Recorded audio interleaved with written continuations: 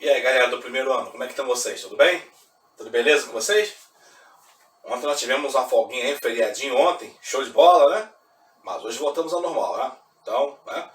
Vamos pegar material aí e assistir a aula agora, porque tem matéria para ir, né? Na semana passada nós tivemos aí alguns exercícios que a gente corrigiu, né?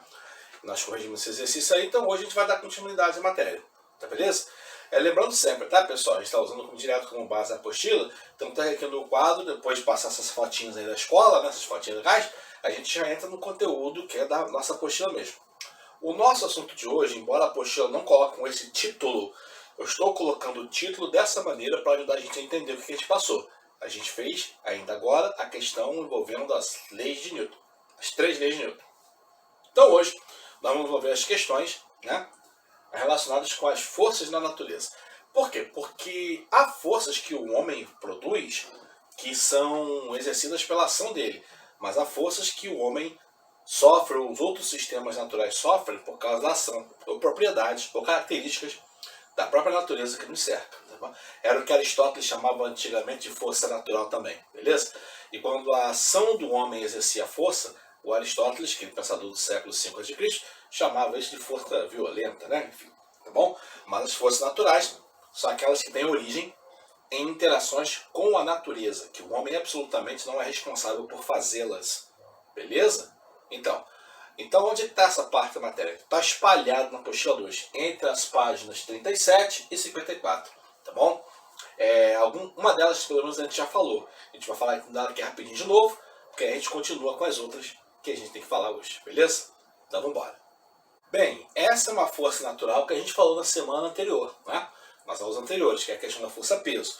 A força-peso é considerada resultante da ação da gravidade. Veja, a gravidade é uma característica natural, não tem nada a ver com o homem. O homem, inclusive, sofre essa força também.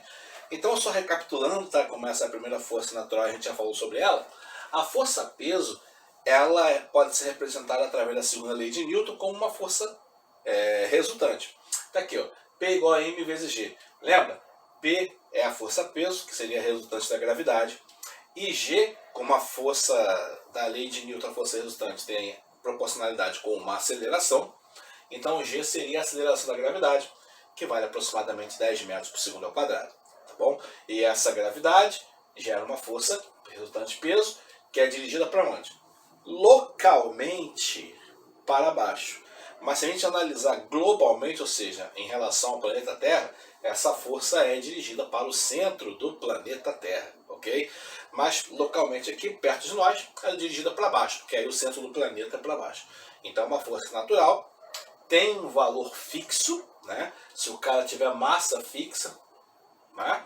E tem uma direção, um sentido determinado, ou seja, é uma força constante e está sempre aparecendo. Então ela é uma força que a gente já está acostumado, por ser constante, por não ser variável, a gente já está habituado a fazer nossas atividades sobre essa nossa força normalmente, tá bom? Aqui tem um desenho, né, da força dizendo que na Lua, né, é um pouquinho diferente, porque a aceleração da gravidade em planetas diferentes é um pouco diferente, e a aceleração da gravidade em si na Terra ela pode variar para grandes altitudes. Se a gente considerar pequenas altitudes, não tem variação, vamos dizer assim, que seja válido da gente considerar. Ela pode ser desprezada qualquer alteração. Beleza? Então vamos embora. A próxima força natural, então, essa a gente não tinha estudado ainda, é a chamada força normal. Esse nome pode criar alguma confusão, então deixa eu dizer rápido. Não é porque ela aparece normalmente, não. Normal, em física e também em geometria, é sinônimo de perpendicular, transversal e ortogonal. Ou seja, uma força que aparece em 90 graus. Agora 90 graus com o quê? Vamos ler aqui. Então, primeiramente, quando o corpo pressiona algum tipo de superfície, que geralmente é sólida, o que essa superfície faz? Terceira lei de Newton, sofre ação, exerce reação. Então essa superfície reage. E ao reagir, faz uma força que é chamada força normal. Então força normal é uma força de reação exercida por uma superfície quando tem alguma coisa apoiada nela ou forçando ela, contrário, entendeu? A essa forçação ou esse apoio, tá bom? Então no segundo parágrafo aqui vai falar essa questão da perpendicularidade. essa força está sempre perpendicular, ou seja, 90 graus, beleza? À superfície de contato e sentido contrário da pressão, ou seja, 90 graus com a linha da superfície para fora dela, beleza? Porque ela reage a uma tentativa de entrar na superfície. Como esses desenhos estão mostrando aqui. No primeiro desenho, tem aqui uma sacola, um saquinho, pode ser ração para cachorro, enfim, né? Pode ser um saco de cimento, sei lá, mas está apoiado numa mesa. A que nós chamamos de reação normal é essa aqui, ó, tá? Essa reação normal é também chamada de força normal. Se a superfície é inclinada, como no segundo caso, a normal também se inclina, porque o importante é ter 90 graus. Então até aqui eu vou fazer uma indicaçãozinha, ó. Repara como é que é a normal aqui, ó. Tem 90 graus com a superfície da mesa, ok? E como aqui, ó, tem 90 graus com a superfície inclinada, beleza? Isso aqui é importante, porque é a coisa que dá nome a essa força, normal, tá bom? E é uma reação. Esse cara está forçando a superfície para dentro, a superfície força o cara para fora. Então é uma força de reação, terceira lei de Newton. Isso quer dizer o seguinte, que o valor dessa força é igual ao valor da força que o objeto está fazendo sobre a superfície. Por isso que tem aqui menos N, para dizer que essa força e a força N, assim como quaisquer forças que obedecem à terceira lei de Newton, são iguais em valor numérico, iguais na direção, na mesma reta, mas opostos em sentidos. Essa aponta para cima, essa aponta para baixo. E também agem em corpos diferentes. Tá? A força que a gente joga como menos N é feita sobre a superfície. A força indicada por N é feita pela superfície sobre o outro corpo. Beleza? Então, para você não confundir, nem sempre nos problemas essa força vai ser indicada. Então, às vezes, você tem que indicar essa força aí também. Ok? Deixa eu só apagar aqui e ali, para a gente poder subir um pouquinho a página. Tá bom? Então, vamos lá. Nesse exemplo aqui, quando o corpo estiver numa superfície horizontal, ó, tá vendo? Horizontal aqui, o que acontece? Ele está submetido somente à ação de um objeto que está apoiado nele. Esse objeto vai exercer sobre a superfície uma força que é igual ao seu peso, ao seu próprio peso. Então aqui, por exemplo, qual é o valor da força que o objeto aqui está exercendo sobre aquela superfície horizontal? É o valor da força peso. E aí, qual é o valor da força peso? A gente acabou de ver ainda agora. Massa é gravidade. Então, com essa formulazinha simples aqui, eu determino o valor dessa força e pela terceira lei de Newton, eu consigo determinar automaticamente o valor dessa. Por quê? Se a normal é uma força de reação e a força peso é numericamente igual à força que o bloco ou o outro corpo esteja fazendo sobre a superfície, então, nesse caso, posso considerar normal igual ao peso. Na verdade, pessoal, deixa eu colocar aqui uma análise mais completa. Por que as duas podem ser iguais? Por causa de quem atua e quem sofre a força. Se eu fizer uma coisa em física, isso é chamado de isolamento dos corpos. É quando você redesenha os corpos para representar as forças que estão atuando sobre ele. Aqui eu tenho o objeto, que está em questão aqui, o objeto ali, e tenho a superfície. Okay? A superfície aqui, tá. Deixa eu ver se consigo fazer. Isso. Essa é a superfície, tá? Ok? Então, o objeto que nós estamos analisando é o bloco. Sobre ele atuam duas forças. A gravidade, força-peso, que é a ação da gravidade empurrando o bloco para baixo. E também atua a força que ele faz na superfície.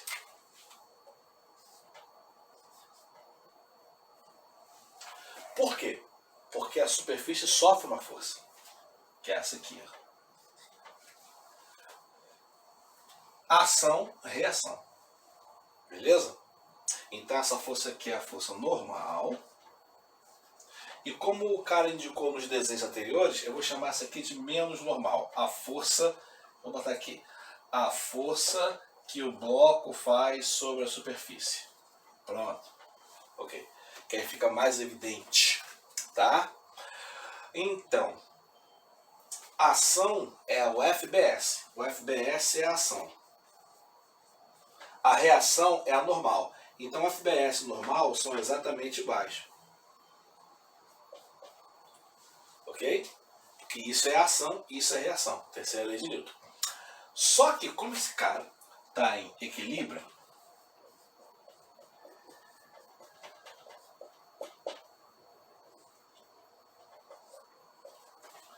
quem está em equilíbrio? O bloco. Está paradinho na dele lá.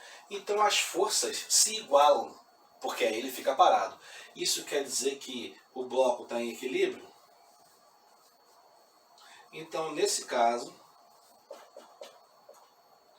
na vertical, né? Deixa eu colocar aqui a direção bem específica. Como ele está em equilíbrio na vertical, ele não está nem subindo nem descendo, então obrigatoriamente a normal tem que ser igual ao valor da força-peso. Ok? Então, tem esse tipo de relação matemática. Por isso que ali embaixo ele fala que a normal é igual a peso nessa situação. Por quê? Porque os caras estão equilibrando o bloco ali, tá? Eles estão fazendo com que aquele bloco ele esteja sob a ação de duas forças e a resultante seja nula. Isso quer dizer equilíbrio vertical. A força resultante é nula. Certo? E aí, como a força resultante é nula, uma força anula a outra para poder manter esse equilíbrio.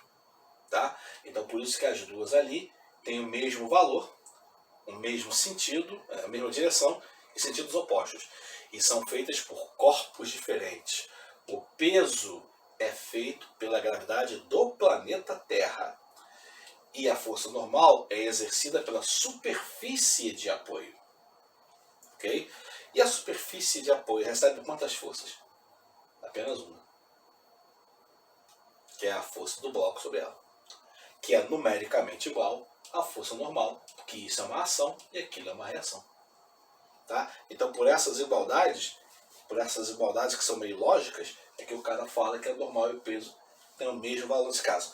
Então, resumindo, toda vez que um bloco ou um corpo qualquer esteja numa superfície horizontal, ele não estiver nem subindo nem descendo com aceleração nenhuma, então peso e normal são iguais.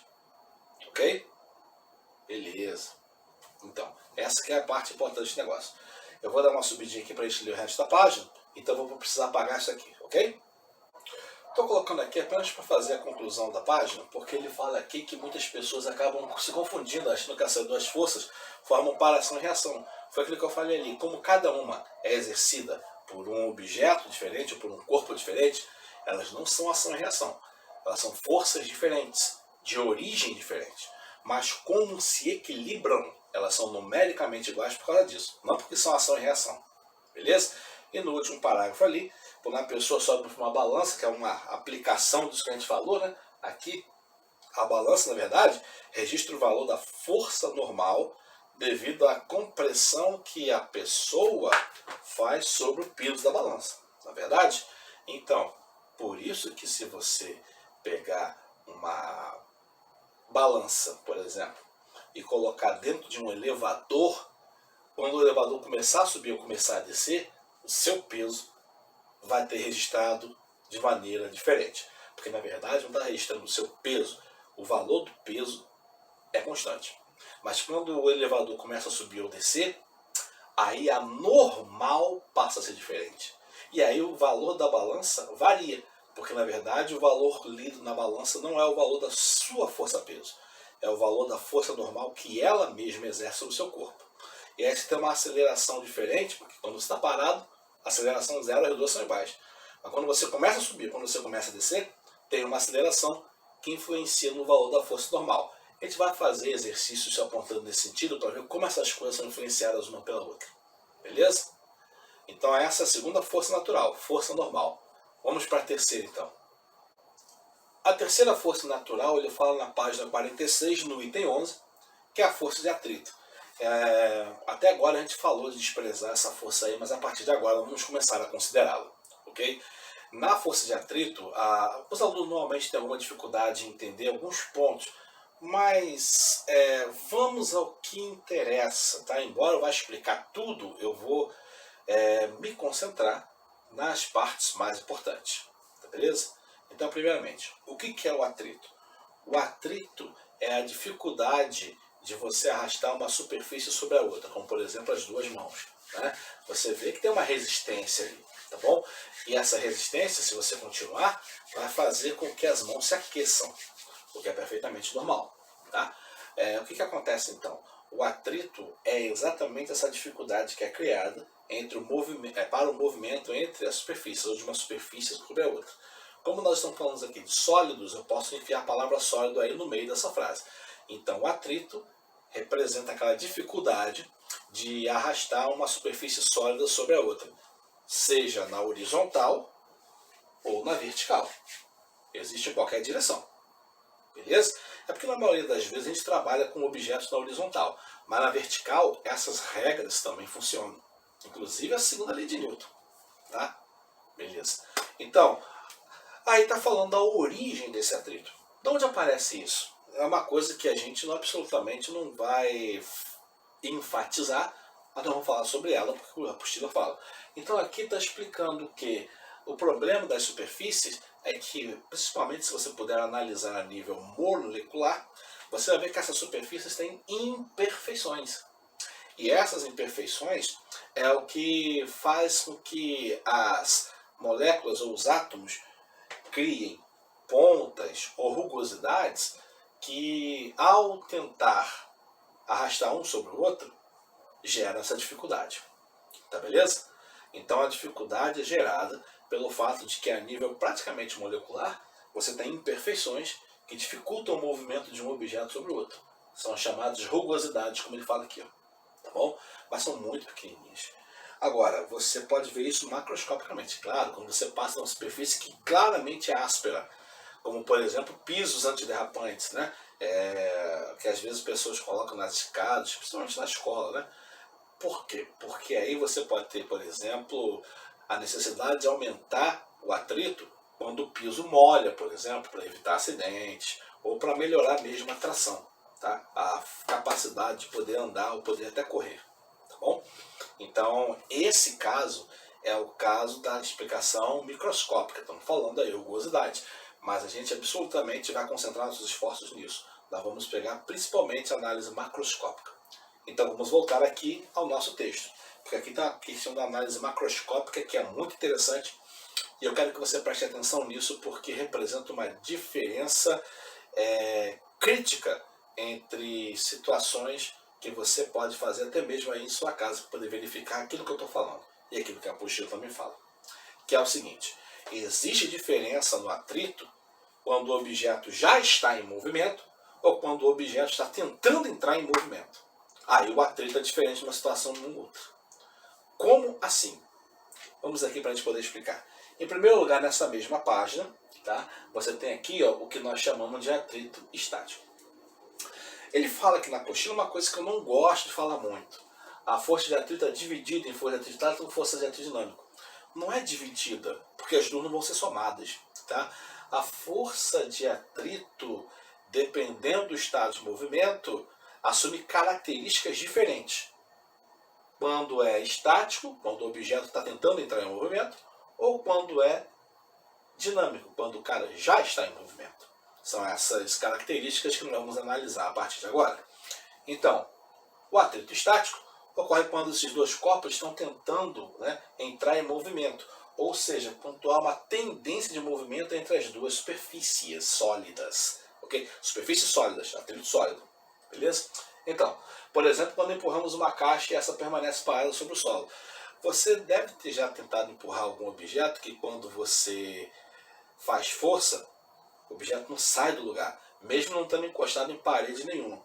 Isso é perfeitamente normal e quer dizer que o atrito, neste caso, está impedindo que haja um movimento. E agora esse atrito, o que acontece? Faz com que esse objeto permaneça parado e aí você vai aumentando a força e muitas vezes o movimento não acontece. Porque a força de atrito vai aumentando à medida que você aumenta a força. Nesse momento, aparece aquela mesma relação que a gente usou entre peso normal. Se a aceleração é nula, então a força resultante é nula, o que acontece é que uma força e outra estão se equilibrando. Ou seja, a força de atrito, nesse caso, é igual à força que você está fazendo. E é por isso que o objeto não se move. Tá? Como aqui, eu tenho a força de atrito e a força aplicada. Uma força de atrito aqui e uma força aplicada ali, ó, tá vendo? Então, quando você empurra o objeto e não se move, à medida que você vai empurrando, aumentando a força, e o objeto não está se movendo, o atrito está aumentando proporcionalmente à força que você está fazendo. Então, até um certo limite, a força de atrito e o valor da força que você está fazendo são iguais. Pode ser que você passe desse limite. E quando passar desse limite, finalmente o objeto entra em movimento. E aí o atrito passa a ser de outro tipo, que é o atrito dinâmico. Tá?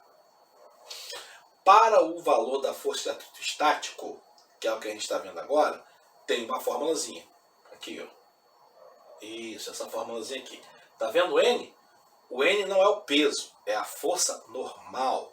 Ok? Então a força de atrito é proporcional à força normal. Isso quer dizer que se você está empurrando o objeto, ele vai. Mas se você fizer força para baixo, ele não vai mais, porque você aumentou a normal que a superfície está fazendo. Ok? Presta atenção nisso aí, beleza? E tem um valor meio aqui. Ó. O valor é esse aqui, essa letra que aparece ali não é um M, tá? Essa letra que aparece ali é a letra Mi. É a letra M no alfabeto grego. Beleza? Tudo bem? Então, o que ela representa? Ela representa uma coisa, deixa eu ver onde está aqui, chamada coeficiente de atrito. Gente, eu não estou vendo escrito aqui. Deixa eu botar aqui para ver se eu acho aqui. Aqui, está aqui embaixo. Coeficiente de atrito estático. Tá? O coeficiente de atrito é um númerozinho que informa a relação da rugosidade entre as superfícies envolvidas. Quanto maior o valor do coeficiente de atrito, maior a rugosidade da superfície, mais difícil vai ser de mover aquele objeto. Ou maior será o atrito, tanto faz, você entende dessa maneira. Tá? Como nós estamos falando de atrito estático, nós estamos falando daquele atrito que acontece antes do objeto entrar em movimento. Beleza? Então, o que acontece? O que acontece é que essa força de atrito que é feita ali é proporcional a esse coeficiente que depende das superfícies e proporcional à força normal, que é a força que a superfície faz para sustentar o objeto. Eu falei que depende da superfície. Se você atritar plástico no piloto com plástico no outro, o atrito tem um valor. Se você atritar o plástico do piloto com a superfície do quadro, o valor já vai ser outro. Apesar do piloto não ter mudado de massa, mas as superfícies mudaram. Então o coeficiente de atrito depende das superfícies. Quando as superfícies são alteradas, pode ser que esse atrito também seja alterado. Tá? Normalmente ele é alterado quando as superfícies são alteradas. Tá bom?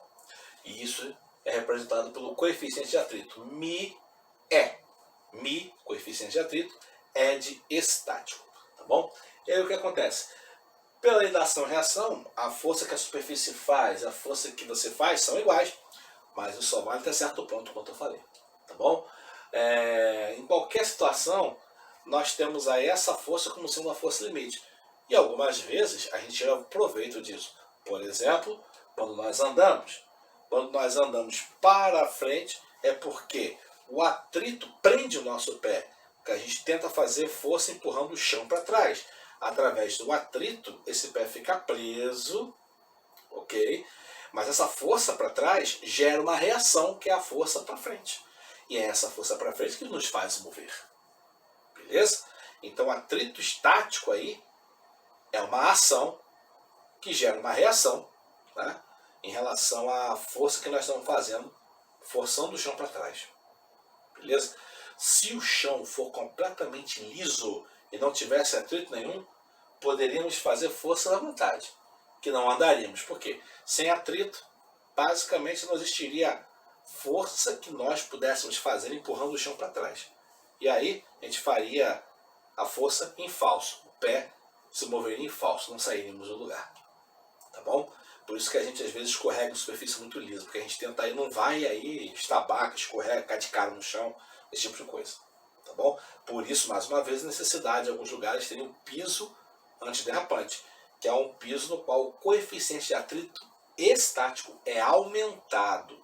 E aí você tem mais segurança na hora de andar, porque você aumenta essa capacidade de fazer força de atrito aqui, ok? Por isso que é importante também, tá bom? Isso também é importante para o automobilismo. Deixa eu passar aqui que eu acho que tem um exemplo. Aqui, isso. Deixa eu pagar só o Mi aqui, né? Que acho que já deu para entender que esse carinha é uma letra grega no nosso alfabeto. Vamos lá. No automobilismo, nós temos os carros com tração dianteira, temos os carros com tração traseira, temos os carros com tração nas 4 rodas, também conhecido como 4x4. Tá? Ou 4WD, 4-wheel drive, tração nas 4 rodas. Tá? Então, ali, situação do movimento. Todos esses conjuntos de rodas aqui estão vindo da mesma direção, no mesmo sentido também, tá? Da esquerda para a direita. No primeiro conjunto, aquele de lá, eu vou numerar aqui rapidinho. Conjunto número 1, conjunto número 2, conjunto número 3. Beleza. No conjunto número 1, aqui, ó, o cara está tentando vir para cá. Essa roda aqui, olha o atrito que ela está sofrendo. Por quê? Porque aquela roda ali, ela está tentando girar assim, ó. E ao girar assim, como aquela outra roda também está, repara para onde é o atrito. O atrito é contrário. Então, na verdade, essa roda está forçando o chão. Então, essa roda é responsável pela tração do objeto. Ok? Então, essa roda tem tração. É um veículo, então, com tração nessa roda. Já a outra roda, olha o atrito para onde está. Por que o atrito está indo para lá? Porque além dessas rodas se moverem movimento circular, o centro delas também se move. Elas estão vindo para cá também. Ok? Então a segunda roda, que não tem tração nenhuma, está só acompanhando o movimento, ela está vindo nessa direção, nesse sentido. E por causa disso, o atrito está no sentido contrário. E aí ela simplesmente roda acompanhando o movimento. Tá? No segundo quadro agora, veja que as duas rodas têm a seta do atrito vindo para a direita. Isso porque, veja, essas rodas também estão girando nesse sentido e também estão vindo no seu centro nesse sentido aqui. Ok. Olha o atrito para onde é. Isso quer dizer que essas rodas aqui, ambas, estão sendo forçadas a se mover, por exemplo, pelo motor. Ok? Então, nesse caso, ambas rodas estão sob o atrito que está empurrando o carro para frente. Nesse caso, esse carro tem tração em todas as rodas. 4 rodas, no caso. Tá bom? Já nesse último conjunto, que é o conjunto número 3, as rodas continuam tendo o mesmo sentido de rotação. Aqui. Beleza? E continua tendo o mesmo sentido de translação, de movimento, vamos dizer assim, retilíneo, né? Então, mas repara o atrito. O atrito nesse caso aqui é para trás e nesse caso é para frente. O atrito para frente significa que essa roda está sendo forçada ou forçando o chão assim. Então esta é a roda que tem tração. Já essa roda aqui, ó, o chão está forçando ela para trás através do atrito, significa que ela está só acompanhando o movimento. Tá ok? Então, nesse caso, essa roda aqui é a roda de tração, então esse carro tem tração traseira. Cada um deles no mundo automobilístico tem uma função, né? As rodas de tração dianteira são mais perto dos motores, então dá para carros comuns, carros 1.0, 1.4, 2.0, né? Rodas de tração traseira são rodas normalmente para carros de muito desempenho, né? De alta potência, né? Carro de competição, por exemplo, Fórmula 1, esse tipo de coisa. E alguns carros mais potentes. E normalmente essas rodas de tração de 4 rodas aqui são usadas em carros que têm como função vencer obstáculos. Então off-road, rally, esse tipo de coisa, esse tipo de competição. Hoje em dia, até os carros comuns e os carros mais potentes estão usando a tração nas 4 rodas também. Então há exemplos de todos esses aí rodando, todos esses casos rodando por aí. Tá? Esses casos todos, há carros por aí. A maioria dos nossos carros produzidos nas fábricas são de tração dianteira. Naquele caso ali. Ok? E temos vários modelos também com tração 4x4, especialmente os SW, os WV, né? Os Vs, enfim. Os veículos utilitários. Tá? Beleza. Agora, nós estamos falando disso, do atrito estático. Agora vamos supor que o cara entrou em movimento. Ou seja, está acontecendo isso aqui. O barulho já indica que tem atrito. Nesse caso, o atrito mudou. Deixou de ser estático e passou a ser atrito dinâmico. No caso do atrito dinâmico, o que muda? O valor do atrito muda. Tá? Aqui, ó, a força de atrito dinâmico é aquela que atua somente quando os corpos já estão em movimento. E ela tem uma pequena mudança em relação ao atrito estático. Olha a formulazinha aqui. Tá vendo como é que a formulazinha é muito parecida? Quando nós colocamos a fórmula anterior, era FAT E é igual a Mi E multiplicado pela normal. Então, naquele caso ali, a força de atrito ela continua sendo proporcional à normal, que nem anteriormente, e também proporcional ao coeficiente. A diferença é que o coeficiente mudou. Como o caso do atrito muda, as moléculas se relacionam de outra maneira, quando estão paradas ou quando estão em movimento, então isso gera uma diferença no coeficiente de atrito, que por sua vez vai gerar uma diferença no valor da força atrito. Tem uma vantagem. A força de atrito estático ela tem valor variável, de acordo com a medida da força que você está fazendo. Ela vai acompanhando. Você aumenta um pouco a força, ela aumenta um pouco o valor.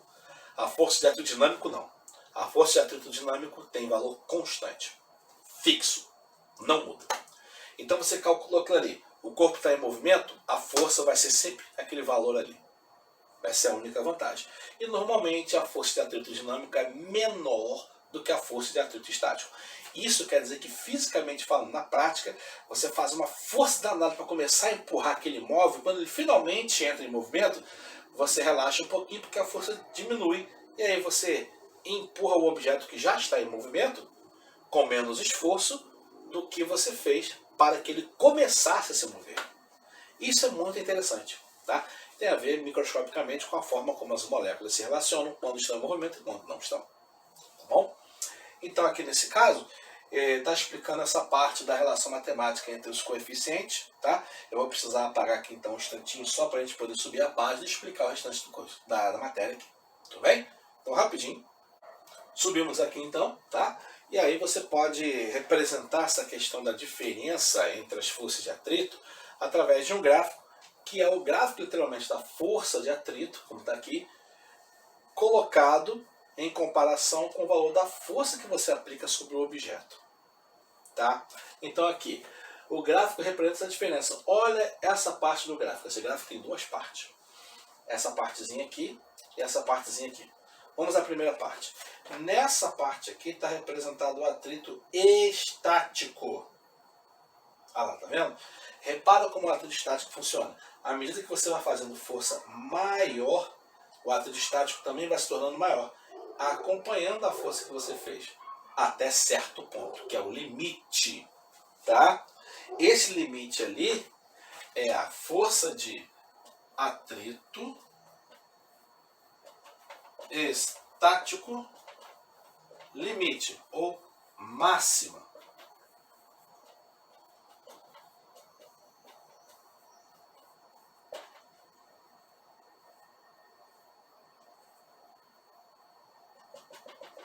Tá ali. Ok? Eu vou colocar aqui, ó, FAT e max, para dizer que a força de atrito máximo é o valor limite que ele atinge. Até esse valor de força aqui, quando você vai fazendo força, ele acompanha, então o objeto não sai do lugar. Aí você empurrou um pouquinho, empregou um pouquinho mais de força do que aquilo ali. O objeto finalmente se moveu.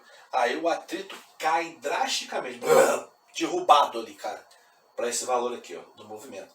E aqui, a partir do momento que entra em movimento, como é que o valor da força estabiliza? Não é mais uma reta inclinada, é uma reta horizontal. Porque aí ela fica fixa. Não importa o valor da força que você faça e da aceleração que você faça o objeto ter. Beleza? Então aí nesse caso você tem uma força de atrito máximo. Passou dali, você tem uma força de atrito dinâmico. É assim que funciona o atrito, tá beleza? Mas a fórmula para calcular continua sendo a mesma, tá bom? O FAT E máximo que está ali é igual ao valor do coeficiente de atrito estático multiplicado pelo normal. Esse é o valor máximo. Depois aqui, ó, é o fato dinâmico, a força de atrito dinâmico, que é o coeficiente dinâmico, coisa normal. Aí é valor constante, tá? Então essa análisezinha aí, que você pode ver quando tentam empurrar um objeto pesado, cara, dá exatamente isso. Você depois alivia um pouquinho quando você consegue fazer o troço começar a se mover. É exatamente isso, tá? Aqui embaixo tem uma análisezinha da questão do freio ABS para veículos, que eu vou precisar subir aqui para poder explicar, tá bom?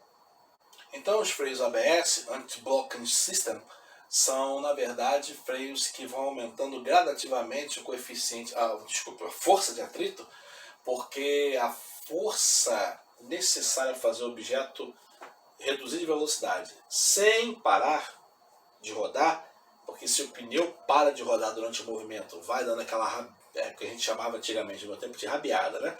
O pneu trava e ele vai deslizando. Isso não é interessante, porque isso aumenta o espaço até o objeto, no caso o carro, frear e parar definitivamente. Então, à medida que vai sendo reduzida a velocidade, ele vai controlando através de sensores, quando você pisa ao máximo no freio, o atrito para regular ali a frenagem sem bloqueamento, ou bloqueio, se você preferir, tá bom? Que é o que torna esse freio muito mais eficiente. Então ele diz que a diferença entre os freios ABS e o freio convencional está relacionado com a força de atrito sobre os pneus. Exatamente isso, é o sistema eletrônico que evita o travamento. Então ali, olha como é que a força de atrito está variando. Ó. Atinge o valor máximo. Esse valor máximo aqui, o sensor percebe que vai travar o pneu. Reduz um pouquinho, sem o cara, aliviar o pé do pedal. Alivia um pouquinho o freio, atingiu aquele valor máximo de novo. Alivia um pouquinho, sobe, e aí vai fazendo isso até o carro ir parando. E é a maneira mais eficiente de se frear o carro realmente. Então realmente o ABS reduz bastante a distância de frenagem do automóvel até ele conseguir parar. E por isso que muitos países, incluindo o Brasil, incluem nas suas leis de trânsito e de produção de automóveis a obrigatoriedade da existência do ABS em veículos que estão saindo de fábrica agora. Se não puder ser colocado, o veículo precisa ser retirado do mercado. É o que aconteceu, por exemplo, com as antigas Kombi. As Kombis, por uma série de fatores, elas não podiam ser colocados nem ABS e nem o sistema de, como é que chama aquilo? Airbag. Isso. E aí, por não poder colocar airbag, por não poder colocar o ABS, a Kombi foi retirada de linha, porque senão a lei ia aplicar multa à fábrica, isso não ia ser vantajoso. Então simplesmente tiraram de linha esse carro, que já estava no mercado, 50 e poucos anos, acho que 60 anos, tá? Muito antigo realmente. Então aqui, pessoal, tem esse caso aqui, tá? Que é o caso do ABS, e aí explica, na verdade, a variando da força de atrito para poder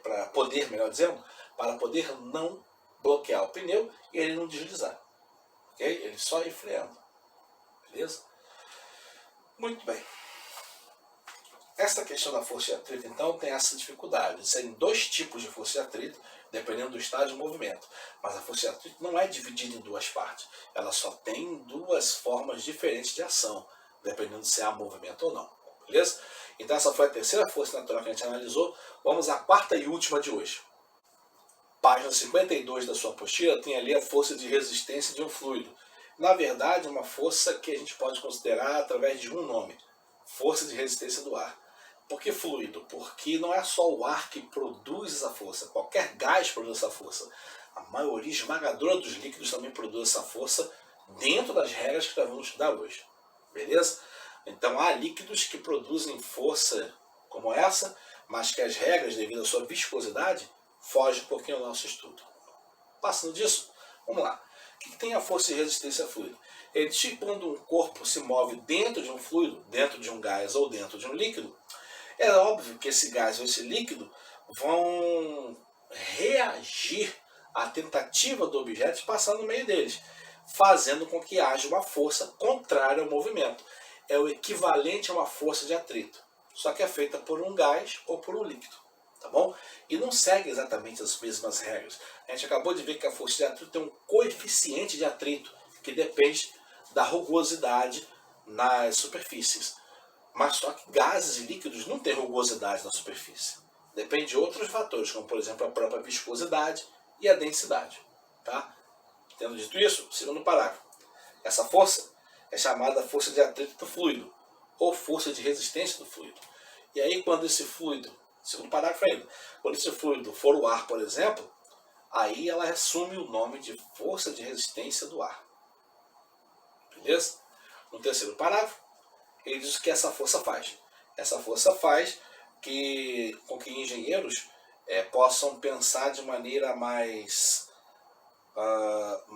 eficiente e investir muito de seu tempo, e as empresas muito de seu dinheiro, né, em projetos, por exemplo, de automóveis, de aeronaves, que sofram menos resistência do ar, para que possam assim se movimentar mais fácil, gastando menos gasolina, por exemplo, ok?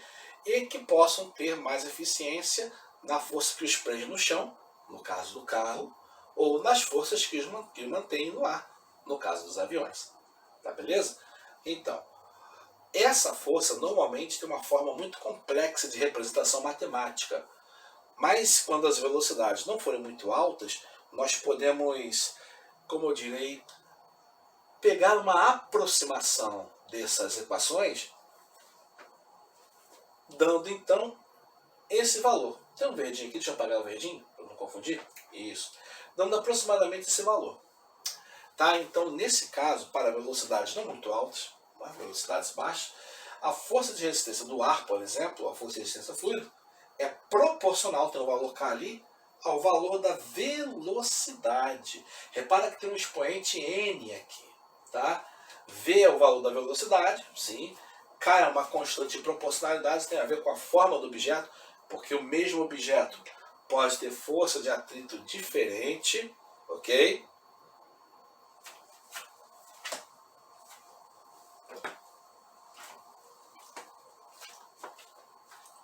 Como o apagador, por exemplo, ele tem essa forma redondinha, quando ele vai através do ar com essa frente aqui, a forma da frente faz com que ele tenha uma certa resistência do ar. Mas se eu mover o apagador dessa maneira, a força de resistência do ar é outra, porque agora essa frente, essa parte aqui vai ser a frente que vai encarar o ar de primeira. Então aí a força de atrito ou resistência do ar muda. Isso influencia o K, que é aquele valor que aparece ali, o valor que é de uma constante de proporcionalidade. Tá bom? Beleza. E aí então, esse valor de resistência do ar depende desses dois fatores, da velocidade e da constante. O valor N ali, ó, é uma constante que depende do tamanho do corpo e de sua velocidade. Então, para velocidades muito baixas, ou velocidades não, vamos considerar velocidades altas, 10 metros por segundo, 20 metros por segundo, o expoente aqui é 1. Para valores um pouco mais altos, 50 metros por segundo, 100 metros por segundo, por exemplo, esse valor aqui já é igual a 2, o valor do V, né? Tá bom? E aí você pode ir até aumentando, porque você tem velocidades muito altas aí, mais altas do que a gente está falando aqui agora. Inclusive atingida por automóveis, mas na maioria das vezes atingidas apenas por aeronaves. Tá bom? Agora, os corpos têm uma ação do ar que influenciam diferente no seu movimento. Vou subir ali um pouquinho para eu poder dizer exatamente do que eu estou falando. É disso aqui que eu estou falando. Quando a gente estuda a força-peso, a gente vê que o valor da força-peso é igual, a aceleração da gravidade é igual para todos os corpos. Isso tem uma consequência. A consequência é a seguinte: se todos os corpos caem com a mesma aceleração da gravidade, então um corpo mais pesado e um corpo mais leve deveriam cair da mesma forma. Isso é uma coisa que todo mundo discorda a princípio, mas que nas leis da física está correto de se pensar. Por que isso não acontece? Na verdade, isso acontece mas a pessoa às vezes não percebe por que isso acontece. E não é só por causa do peso. Tem a ver com a questão da resistência do ar. Então aqui ele fala o seguinte: tem um martelo, tem uma pena. A aceleração da gravidade igual para todo mundo deveria fazer com que quando eles caem da mesma altura, que eles cheguem ao chão ao mesmo tempo.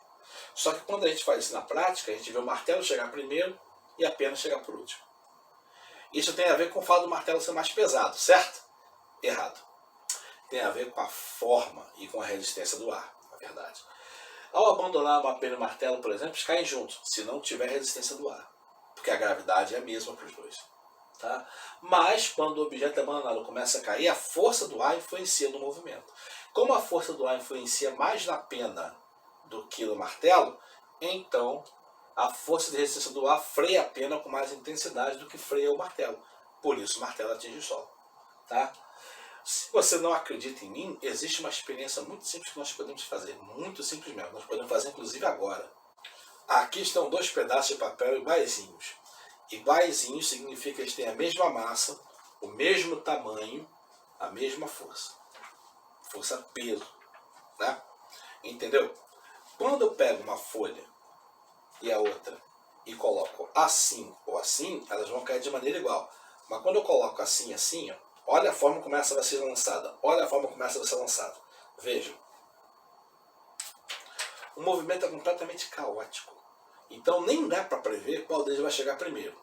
Mas quando eu pego uma das folhas de papel e amasso, eu não altero a massa, o peso desse cara. O peso continua sendo igual, porque a massa é a mesma. O que eu alterei foi a forma. E aí, quando eu jogo as mesmas duas bolinhas, os mesmos dois papéis de uma mesma altura e simplesmente largo, a bolinha atinge o chão primeiro, mesmo tendo a mesma massa. Mas a diferença é que a bolinha de papel, por causa da sua forma, tem um valor de constante K muito menor. E isso faz com que a resistência do ar sobre ela seja menor. O que faz com que ela caia primeiro. Porque a resultante é maior para baixo sobre ela. Ok? Não é influência da gravidade, da massa. É influência da resistência do ar. Então o que o cara fala nessa página aqui é que se não existisse resistência do ar, todos os corpos jogados, soltos, largados, abandonados na mesma altura, cairiam ao mesmo tempo no solo, independente de suas massas. O que não é uma coisa que a gente pense. Por quê? Porque aqui na Terra a gravidade não atua sozinha. Ela tem sempre a resistência do ar, que atrapalha o movimento.